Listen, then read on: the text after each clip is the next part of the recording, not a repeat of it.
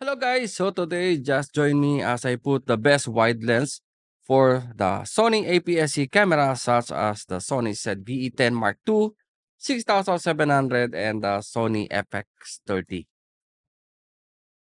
Welcome to today's videos where we'll explore the must-have wide lenses for Sony APS-C cameras, perfect for capturing breathtaking landscape and stunning architectures. Many photographers struggle to find the ideal wide lens that balances quality, affordability, and compatibility with the Sony APS-C models.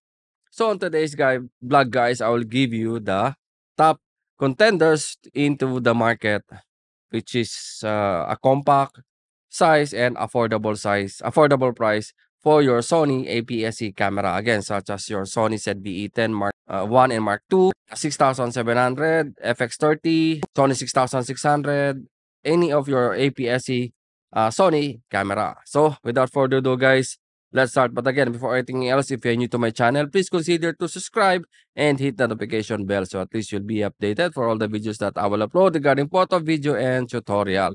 So in this top wide lens in the market with no particular order, I will give you the a top 5 best lens for Sony APS-C camera.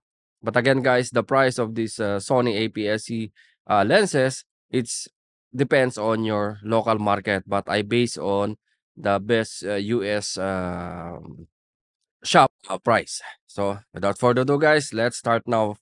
But on the first, without further ado, let's start. First on the list is the Sony 1018 millimeter. So yes, guys, this is the Sony 1018 millimeter f4. F4 OSS, so optical steady shot. The price is around $400. So again, this is the Sony 1018 millimeter f4 OSS. And second on the list is the Sony 11 millimeter f1.8 lens.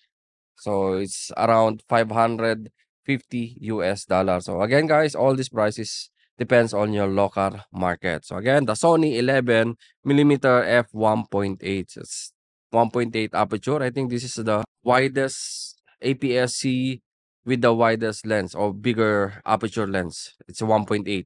So it's good for landscape. Again, all this APS-C wide lens is good for architecture, wide landscape, and so again, the Sony 11 millimeter f1.8.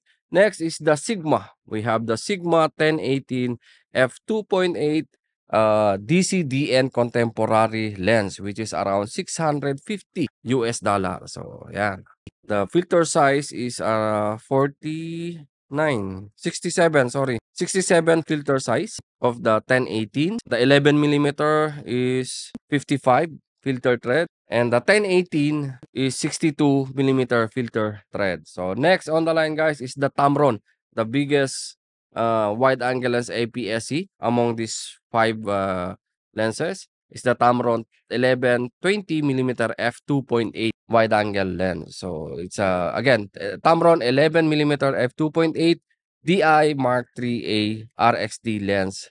It's roughly around $700. So that filter thread is 67 filter thread diameter.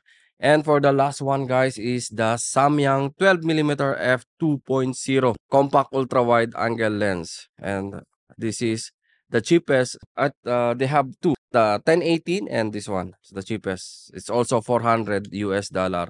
Filter thread is 62 millimeter filter thread. So this is the top 5 best wide angle lens for your APS-C compact APS-C Sony camera. Again, the 1018 from Sony, the 11 millimeter f1.8 from Sony, Sigma 1018 millimeter f2.8, the Tamron 1120 f2.8, and the Samyang 12 millimeter f2. So again, guys, this is the top 5 best wide angle lens for your APS-C camera, Sony APS-C camera. So I think that's it for today's vlog, guys. Again, if you want to check the price and availability of this product, you can visit our website www.abworld.com. So yan, hanggang dito na lang. Thank you and mabuhay.